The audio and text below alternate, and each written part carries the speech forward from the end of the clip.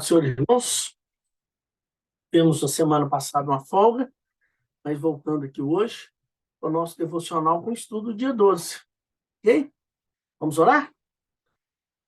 Ó Deus, muito obrigado pela oportunidade de estarmos aqui estudando a Tua Palavra.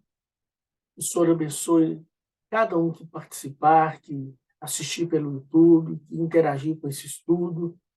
Ó Deus, para que possamos aprender mais da Tua Palavra e com isso glorificar o Teu nome nas nossas vidas. É a oração que fazemos em nome de Jesus. Amém. Muito bem, irmãos. Então, lembrando que você pode fazer pergunta, fazer comentário, né? Até crianças têm feito perguntas para mim. Isso é muito importante, né? Para a gente ver esse desenvolvimento que os nossos filhos têm, né? Então, aproveite, né? Seja na sua casa, se tiver criança, se tiver pergunta, manda, tá bom? Que a gente vai aprendendo juntos, tá?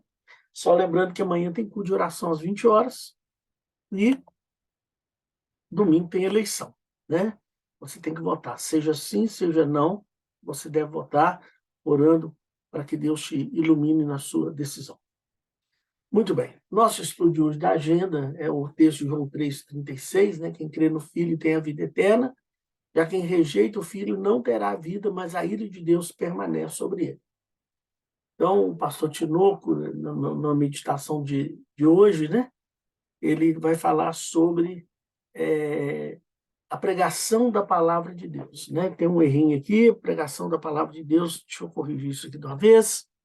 A pregação da palavra de Deus com sabedoria, ok? Então, voltando aqui, a pregação da palavra de Deus com sabedoria. Coincidentemente, ontem, o Lucas, na pregação no culto dominical, uma das questões que ele abordou foi a necessidade de pregarmos a palavra de Deus, e nós precisamos fazer isso ante esse mundo hostil que está ao nosso derredor. Ok?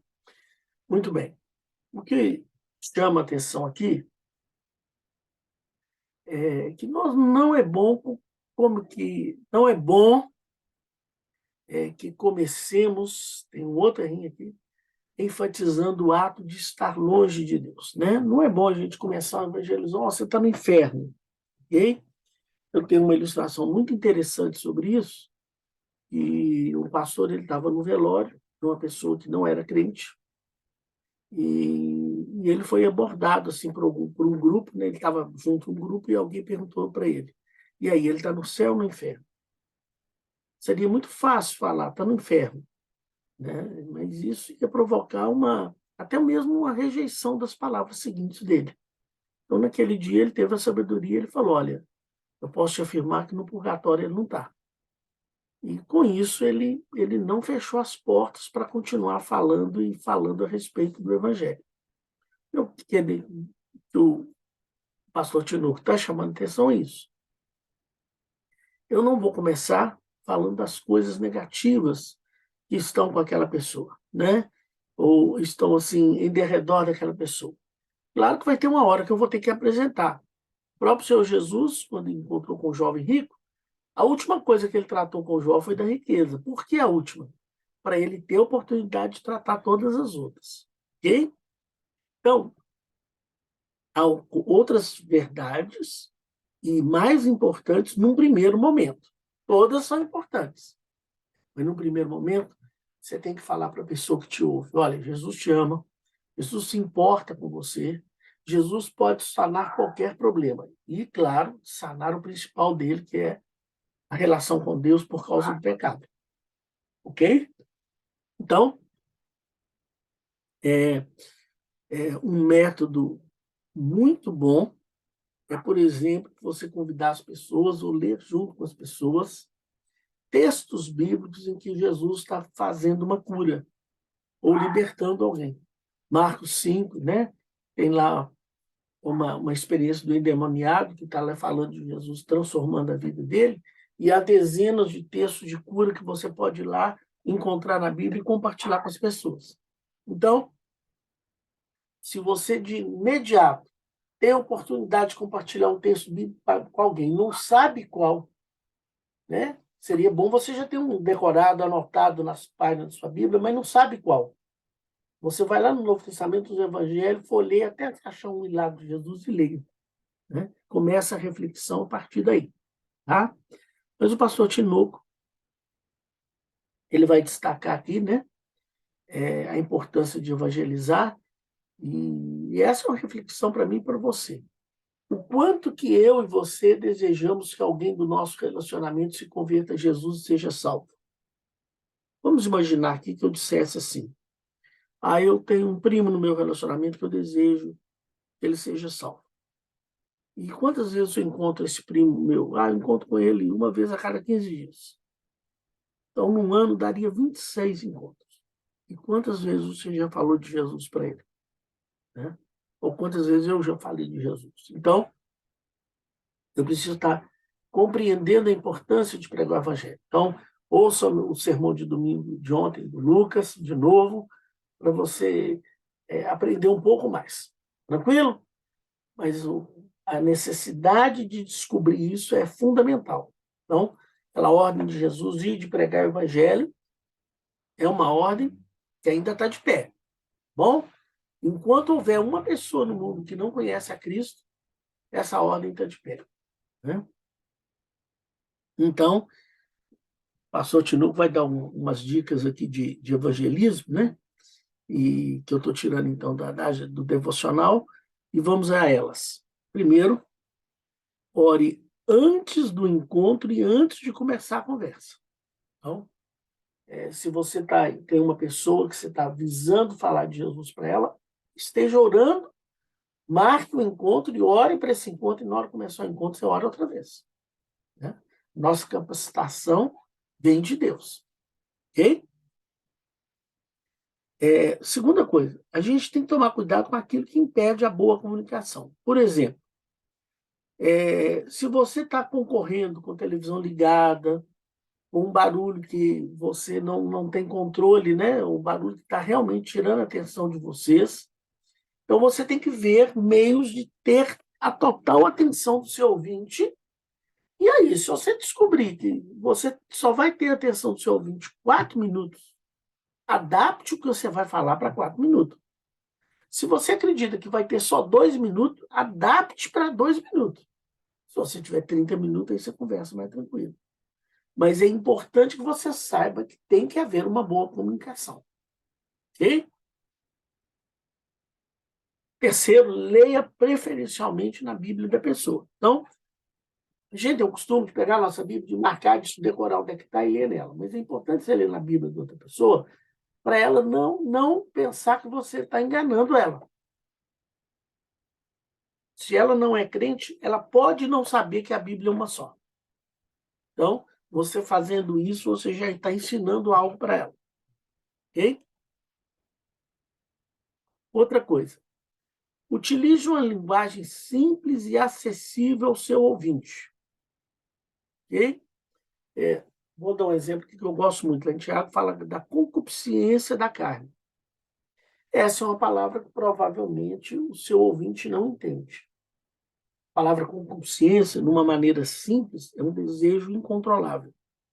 É um desejo que eu não controlo. É um desejo que está mais forte do que eu. Então, é uma maneira de eu tratar uma questão bíblica.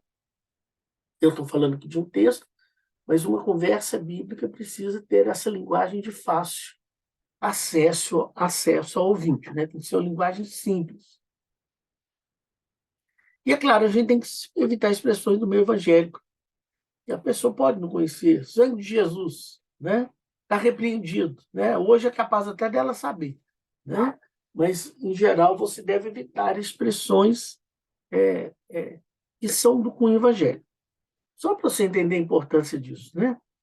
Uma família crente, uma moça lá, não um rapaz, uma moça, né? Vamos aqui fazer a ilustração, aproveitar o dia dos namorados. Ela convidou um amigo dela, não crente, para almoçar, jantar na casa dela. Então, estava lá os pais. Espera que eu estou ligando aqui, que está faltando bateria. Espera aí. Estava lá os pais, os pais, os irmãos, ela, o rapaz, e a mesa foi servida, né? Então o pai se dirige para aquele rapaz que não era crente, não, que era ateu, inclusive, então ele não tinha nenhuma familiaridade com os costumes cristãos. E ele pede para ele assim: você pode agradecer? Ora, aquilo era uma expressão totalmente estranha para aquela pessoa. Então, o que ele fez? Na hora que a palavra foi dada a ele, ele falou: muito obrigado. Ele não sabia que era uma oração que deveria ser feita. Então, essa expressão, né, agradecer durante a refeição, é uma expressão que pode ser que alguém não conheça. Evidentemente, um católico conheceria, uma pessoa de uma outra religião conheceria, mas eu tenho que tomar cuidado. A ideia é essa. Eu tenho que falar uma linguagem do meu ouvinte para ficar claro para ele, né? Muito bem.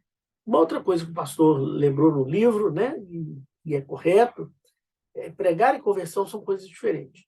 Nossa missão é pregar. Conversão é obra de Deus. Então, aplique seu tempo, não, aplique seu tempo, né? Aplique seu tempo para pregar o evangelho, ok? Então, aplique o seu tempo para pregar o evangelho. Deixa a conversão com Deus, tá? Nós temos na igreja pessoas que fizeram um estudo discipulado, terminaram o estudo discipulado e demoraram 2 anos para converter. Não importa. Alguém foi lá e se dispôs a expor o evangelho para aquela pessoa, ok?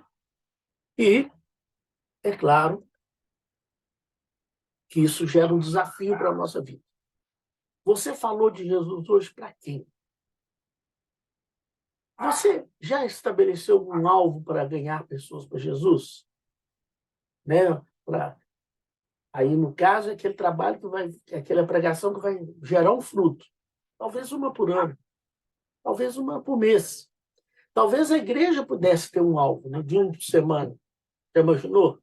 Nós orando, Deus, que essa semana venha um não crente aqui e se converta. Imagina, no final de um ano nós teríamos 52 novos convertidos. A conversão é de Deus, mas nós temos que pregar para isso acontecer. Então, nós podemos orar pela conversão e orar para que estejamos pregando, né?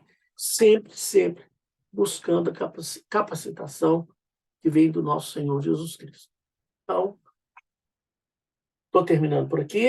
Amanhã, culto de oração. Quinta-feira, o nosso estudo Bênção Dobrada. Então, me despedindo aqui dos irmãos.